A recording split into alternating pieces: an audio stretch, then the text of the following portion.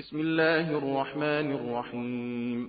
ولا تطرد الذين يدعون ربهم بالغداة والعشي يريدون وجهه ما عليك من حسابهم من شيء وما من حسابك عليهم من شيء فتطردهم فتكون من الظالمين.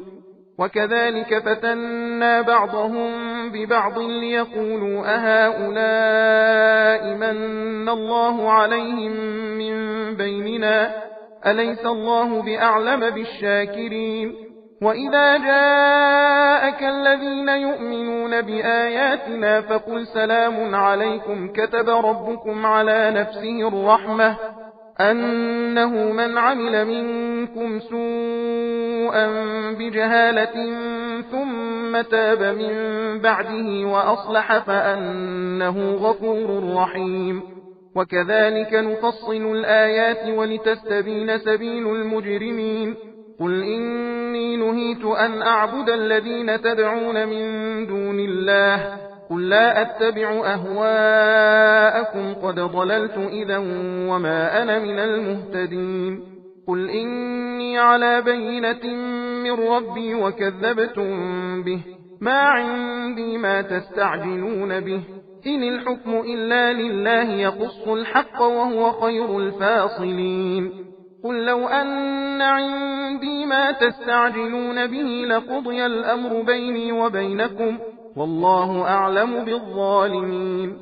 وعنده مفاتح الغيب لا يعلمها إلا هو ويعلم ما في البر والبحر وما تسقط من ورقة إلا يعلمها ولا حبة في ظلمات الأرض ولا رطب ولا يابس إلا في كتاب مبين. وهو الذي يتوفاكم بالليل ويعلم ما جرحتم بالنهار ثم يبعثكم فيه ليقضى أجل مسمى ثم إليه مرجعكم ثم ينبئكم بما كنتم تعملون. وهو القاهر فوق عباده ويرسل عليكم حفظة حتى إذا جاء أحدكم الموت توفته رسلنا وهم لا يفرطون ثم ردوا إلى الله مولاهم الحق ألا له الحكم وهو أسرع الحاسبين. قل من ينجيكم من ظلمات البر والبحر تدعونه تضرعا وخفية لئن أنجانا من هذه لنكونن من الشاكرين. قل الله ينجيكم منها ومن كل كرب ثم أنتم تشركون.